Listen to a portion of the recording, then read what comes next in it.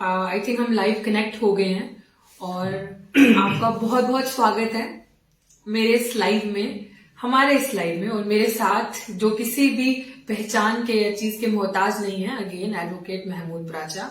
और I think आप सभी बहुत खुश होते हो। और जो लास्ट टाइम हमने लाइव किया था, आप लोगों का इतना वंडरफुल, हम दो जगह कनेक्टेड हैं। इस समय हम फेसबुक पे कनेक्टेड हैं और वहां हम इंस्टाग्राम पे भी कनेक्टेड हैं। लास्ट टाइम मैं इंस्टाग्राम पे कनेक्टेड नहीं थी।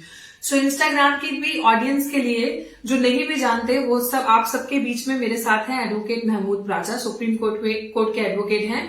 और आई थिंक सर, मैं मतलब थोड़ा सा अगर मजाक करते हुए कहूं तो ये वो एडवोकेट हैं जिनके, जो हमारे होम मिनिस्टर हैं अमित शाह जी, इनके ऑफिस में उन्होंने रेड की थी पिछले साल। जाके गूगल करके आप लोग देख सकते हैं हमारी यूएसपी क्या है। नाकाम रेड उसकी अभी हमने एनिवर्सरी भी मनाई है।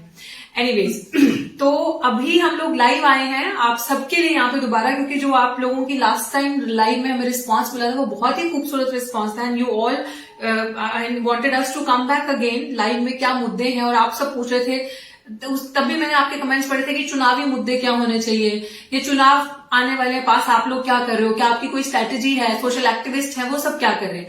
तो मुझे लग रहा है कि आज ही सुबह सुबह मैंने दिल्ली सरकार और दिल्ली के जो सीएम हैं उनका एक वो न्यूज शेयर हो रही थी कि उन्होंने कहा कि दफ्तरों में, ऑफिस में अब से भगत सिंह जी की और अंबेडकर की तस्वीर लगाई जाएगी हर ऑफिस में। किसी भी सीएम की, या जैसे यूजुअली भारत सरकार के किसी ऑफिस में जाओ तो मतलब सरकार के तो सर मोदी जी की तस्वीर होती है, या अरविंद केजरीवाल की, दिल्ली में कहीं चले जाओ तो तस्वीर होती है।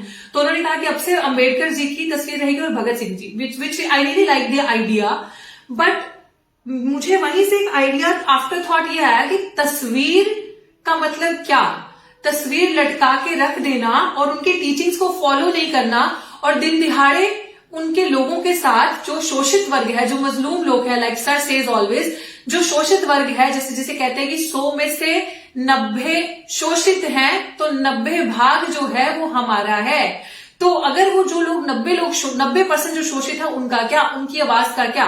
Symbolically you are putting posters and जो भी उनकी वीडियोस या डाल रहे हैं, आप बात कर रहे हैं, बट उनकी टीचिंग्स में जो चलना है, आई थिंक वो बहुत अच्छा। सर ने एक आइडिया दिया है और हम उस आइडिया के तहत अब आपके साथ बात करेंगे कि जिस तरीके से ठगा जा रहा है उनके लोगों को, और जिस तरीके से उनके लोगों के जो बजट्स हैं, ये सरकारें फंड्स नहीं देती हैं उनके लोगों पे, उनके वेलफेयर के लिए उनकी हकमारी करती है, वो सारी चीजें हम बताएंगे। SC ST खासकर इस समय जो है हमारे देश में, वो इस लाइव को ज्यादा से ज्यादा सुने, ताकि आपको पता चलेगा आने वाले चुनावों में आपके मुद्दे क्या हैं, आपको किन मुद्दों पे वोट देना है, अपने जो 1 वोट 1 वैल्यू, जो वोट का अधिकार है, आपको क्या मुद्दे लेके जाने हैं वोट के लिए। तो सर, मैं चाहती हूँ प्लीज इस पे आप लाइट डालें। देखिए, सबसे पहले तो जो अभी एक हमारे मुख्यमंत्री जी दिल्ली के बारे में बोला गया, तो जो भी कोई धोखाधड़ी देने वाले लोग होते हैं, वो बहकाने में लोगों को और जो रिझाने में बहुत एक्सपर्ट होते हैं।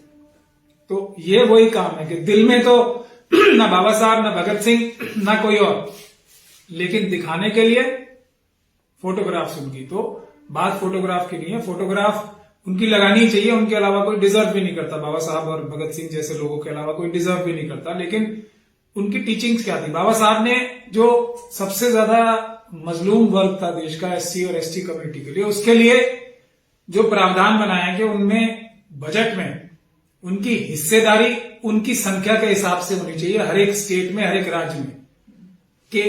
तो आज चुनाव का मुद्दा जो हम बताने जा रहे हैं, वो डॉक्टर ऋतु और हम ये बताने जा रहे हैं कि कोई भी कैंडिडेट किसी भी पार्टी का आपके पास आए, शेड्यूल कास्ट या शेड्यूल ट्राइब कम्युनिटी के, उससे पहले हम आपको ये बता दें कि आपकी संख्या कितनी है।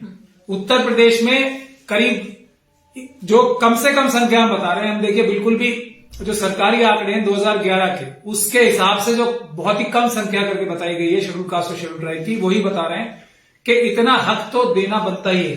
सेंसस हुआ था, जो सेंसस हुआ था ना 2011 का, 2021 का सेंसस होना है, उसके लिए तरह तरह की बहानेबाजियां करके ये हमारी जो मनुवादी सरकार है, उसके सेंसस की उसकी रिजल्ट बता ही नहीं रही है। खैर, वो एक दूसरा मुद्दा है। यूपी में 21.1% है शेड्यूल कास्ट कम्युनिटी और 0.1% बताते हैं शेड्यूल ट्राइब कम्युनिटी को, हालांकि इससे ज्यादा ही होगी। पंजाब में 32% शेड्यूल कास्ट कम्युनिटी है और 0% बताते हैं ST कम्युनिटी। ये भी मुझे गलत फिगर लगती है। उत्तराखंड में 19% बताते हैं शेड्यूल कास्ट कम्युनिटी है और 3% शेड्यूल ट्राइब कम्युनिटी है।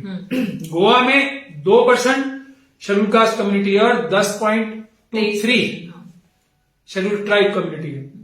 मणिपुर में 41% शेड्यूल ट्राइब कम्युनिटी है और जो एससी कम्युनिटी है वो 3.41 करीब 3.5%।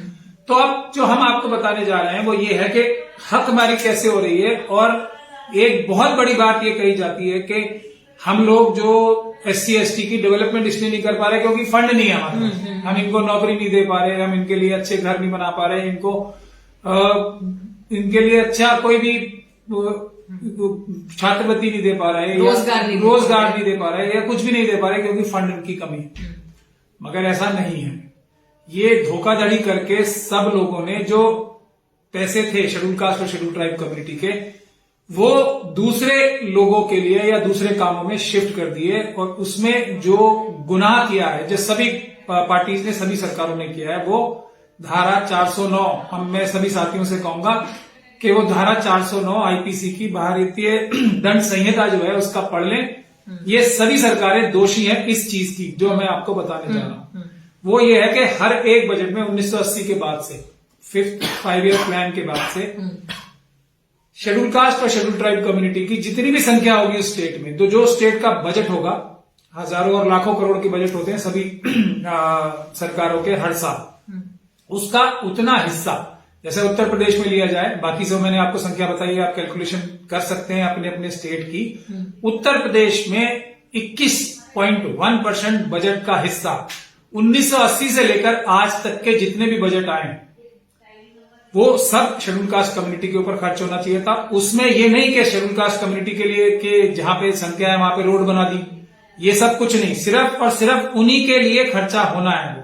और इसमें खास बात यह है कि 1980 से लेके अगर ये एक साल में खर्च नहीं हुआ तो जो बच जाएगा एक साल का या कहीं और डाइवर्ट कर दिया जाएगा या किसी और मद में खर्च कर दिया जाएगा तो वो पैसा खत्म नहीं होगा, बल्कि उतना पैसा अगले साल भी जाएगा और जो 2 सालों में इकट्ठा हुआ है वो तीसरे साल, और इसी तरीके से करीब 35 से 40 साल का हजारों लाखों करोड़ रुपया आपका इकट्ठा होकर सरकारों के खजानों में पड़ा है। अगर सिर्फ वो ही दे दिया जाए तो शेड्यूल कास्ट और शेड्यूल ट्राइब कम्युनिटी का हर परिवार करोड़पति होगा। ये हकमारी, ये लूट खसोट करके सब सरकारों ने रख रखी है और इसके लिए धारा 409 सीधे सीधे बनती है सभी सरकारों के खिलाफ।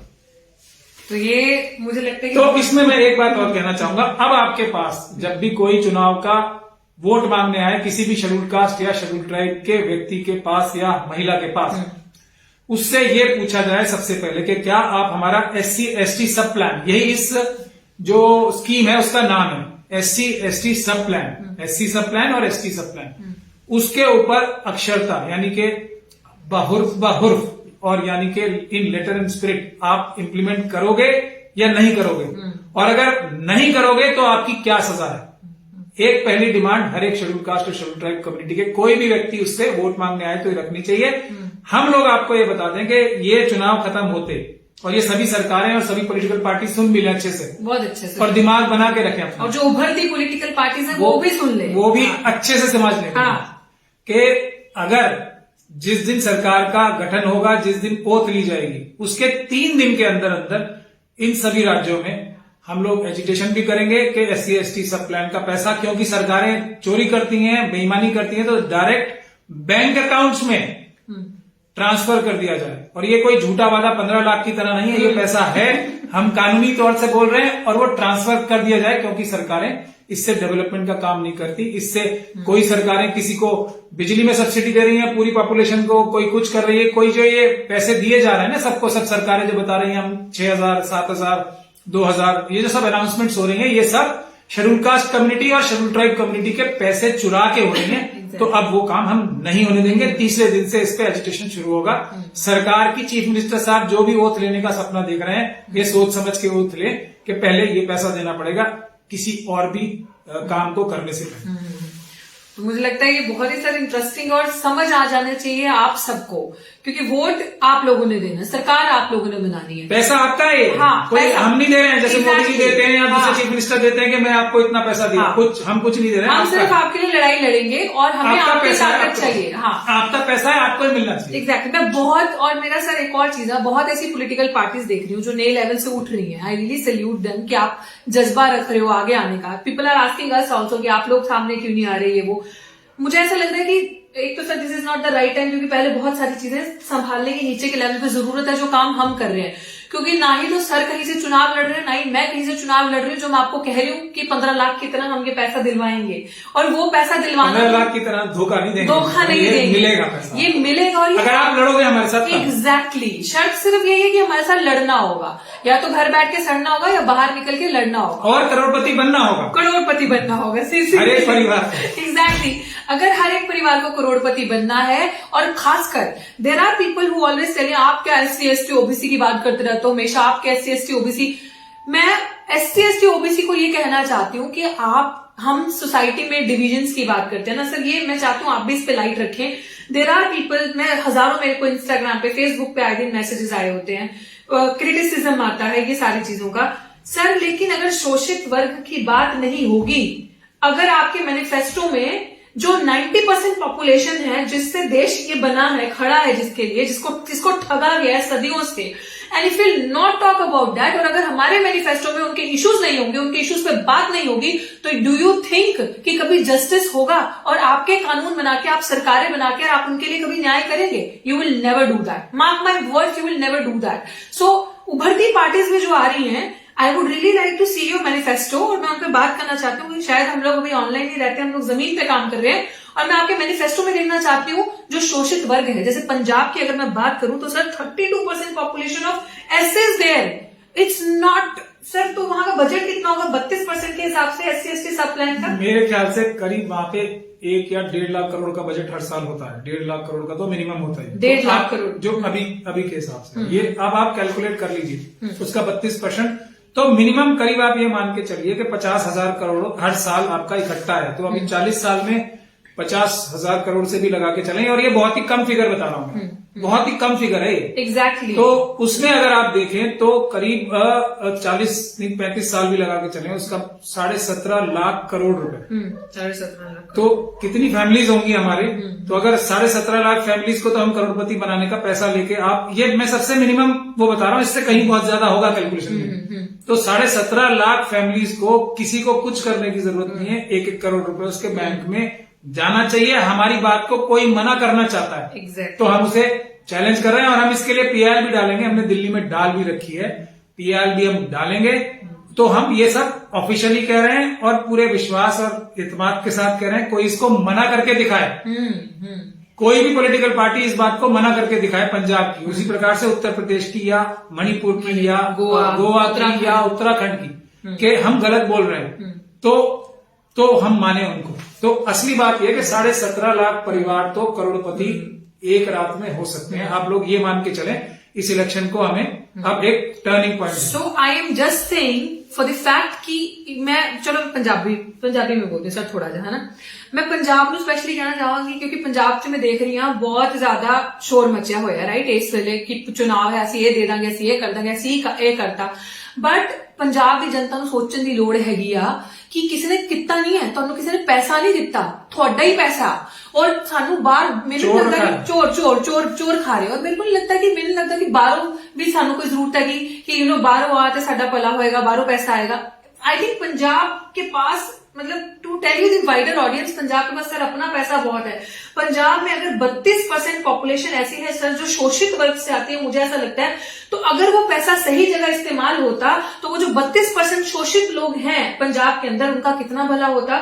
उनके लिए हॉस्पिटल्स बनते, उनके लिए अच्छी फैसिलिटीज बनती, उनके लिए रोजगार मिलते, उनके लिए इंस्टीट्यूशंस बनते, तो डिविजन्स जो हैं, जो ऊपर नीचे चीजें हैं, वो अपने आप सर कम होती ना अगर वो भी एजुकेटेड होते। तो पंजाब की जनता से भी मेरा यही कहना है कि अच्छी अच्छी बातों पे मत जाना। अच्छे यू नो लोग सपने दिखाएंगे, बातें करेंगे, लेकिन आपके मुद्दे जो है ना, वो बेसिक मुद्दे ये होने चाहिए कि आपकी हकमरी जो हुई है, जो आपका पैसा खाया गया है। आई कम फ्रॉम पंजाब, तो मैं उनके लिए थोड़ा सा ज्यादा वाउच इस समय कर रही हूँ क्योंकि मैं बहुत सारी चीजें देख रही हूँ जो हम दूर रहकर देख रहे हैं। बट मैं तो ये कहती हूँ सर, शुक्र मनाओ अभी हम जमीन पे वहां आए नहीं है। अभी हम दूर से आप लोगों को एक वार्निंग देके समझा रहे हैं, हकमारी ना करो, झूठे वादे ना करो। पंजाब की जनता को सबसे ज्यादा जागरूक होने की जरूरत है। 32% पॉपुलेशन इज ह्यूज।